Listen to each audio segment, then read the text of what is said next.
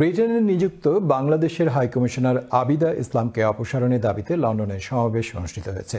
বিক্ষোভকারীরা আবিদা ইসলামকে পতিত সরকারের প্রতি নমনীয় বলে অভিযোগ করেছেন। তবে হাইকমিশনার এ বিষয়ে কোনো মন্তব্য করতে রাজি হননি। এ বিষয়ে তিনি প্রেস মিনিস্টারের সঙ্গে যোগাযোগ করতে বলেছেন। অন্যদিকে প্রেস মিনিস্টার জানান, এ ব্যাপারে তার নিজের কোনো বক্তব্য নেই। তবে সম্প্রতি এক অনুষ্ঠানে হাইকমিশনার বলেন, গণতন্ত্র চর্চায় সবারই কথা বলার স্বাধীনতা রয়েছে। বিস্তারিত ফয়সল মাহমুদের রিপোর্টে। ক্যামেরায় ছিলেন রেজাল করিম মৃধা। যুক্তরাজ্যে নিযুক্ত বাংলাদেশের হাইকমিশনার আবিদা ইসলামের প্রত্যাহারের দাবিতে বিক্ষোভ সমাবেশ অনুষ্ঠিত হয়েছে লন্ডনে। জুলাই আন্দোলনের যে সকল ছাত্ররা লন্ডনের স্বৈরাচার বিরোধী আন্দোলনে মাঠে ছিলেন, তাদের একটি অংশ আবিদা ইসলামকে যুক্তরাজ্যের মতো একটি গুরুত্বপূর্ণ জায়গায় প্রমোশন দিয়ে এই আন্দোলনের স্পৃহাকে নষ্ট করেছে বলে অভিযোগ করছেন। বেশ কয়েকটি জনপ্রিয় সংবাদপত্রের মাধ্যমে জানতে পেরেছি, উনি যখন মেক্সিকোতে ছিলেন তখন শেখ মুজিবের মূর্তি স্থাপন করেছিলেন। উনি যখন কোরিয়াতে ছিলেন তখন শেখ মুজিবের আত্মজীবনীমূলক বই উনি নিজের টাকায় প্রকাশ করেছিলেন। এবং উনি যখন ছিলেন তখন সেই দেশের যারা শেখ হাসিনার বিরুদ্ধে আন্দোলনের যোদ্ধা ছিলেন ওনাদেরকে পুলিশের মাধ্যমে দৌড়িয়ে দিতে যেতেন। আমাদের বক্তব্য খুব স্পষ্ট, আমরা বলতে চাই এই আবিদা ইসলাম একজন স্পষ্টতই একজন শেখ হাসিনার দালাল এবং শেখ মুজিব প্রেমী। উনি সেই আওয়ামী লীগের দূষরদেরকে সাথে নিয়ে, যেখানে বিগত দিনে শেখ হাসিনার আমলে আওয়ামী লীগের নেতা এমপি মন্ত্রীরা এই হাই কমিশনারের মাধ্যমে হাজার হাজার বাংলাদেশি কোটি টাকা এই যুক্তরাজ্যে নিয়ে এসেছিল, তাদের বিরুদ্ধে যে ব্যবস্থা নেওয়ার কথা সেই ব্যবস্থাটুকু আবিদা ইসলাম নিচ্ছেন না।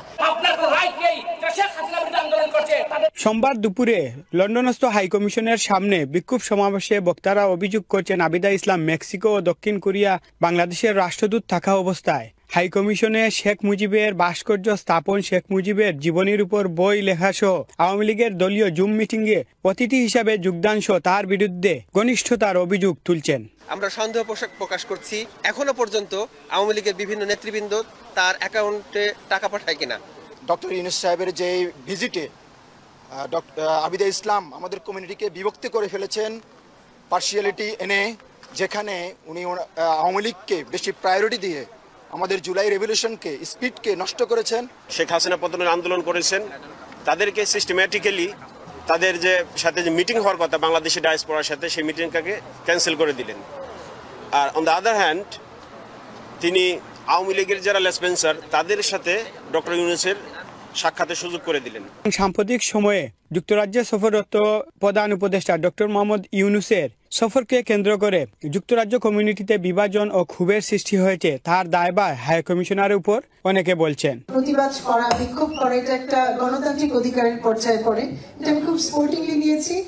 একটা অনুষ্ঠান করার কথা ছিল, সেটা হয়নি। হতে পারলে ভালো হতো, কিন্তু আমাদের প্রধান উপদেষ্টার অন্যান্য বিভিন্ন রকম অনুষ্ঠান ছিল। হ্যাঁ, আমি তো মাথা পেতে নিয়েছি সেটা। স্ট্যান্ড ফর হিউম্যান রাইট ও ইকুয়াল রাইট ইন্টারন্যাশনালের আয়োজনে বিক্ষোভ সমাবেশে মিনহাজুল ইসলাম রাজার পরিচালনায় অনুষ্ঠানের সভাপতিত্ব করেন সদরুল ইসলাম লুকমান। বক্তব্য রাখেন নওশিন মিস্ত্রি, বেলাল খান, আবু বকর সিদ্দিকী, শেরওয়ান আলী সহ আরো অনেকে। তবে সার্বিক বিষয়ে হাইকমিশনার আবিদা ইসলামের সাথে যোগাযোগ করলেও তিনি কোনো মন্তব্য করতে রাজি হননি। তবে সাম্প্রতিক সময়ে প্রেস ক্লাবের একটি অনুষ্ঠানে তার বিরুদ্ধে যে কোনো অভিযোগ সমাবেশকে তিনি গণতান্ত্রিকভাবে সাধুবাদ জানিয়েছেন। বিগত 17 বছর হাসিনা বিরোধী আন্দোলনে সফর ছিল বাংলাদেশের হাইকমিশনের এই জায়গাটি। তবে 5 আগস্টের পর নবনিযুক্ত আবিদা ইসলামের পদত্যাগের দাবিতে জুলাই আন্দোলনে যারা মাঠে ছিল তাদের একটি অংশ তার পদত্যাগ দাবিতে সভা সমাবেশ অব্যাহত রেখেছে। Faisal Mahmud, channel S news, London.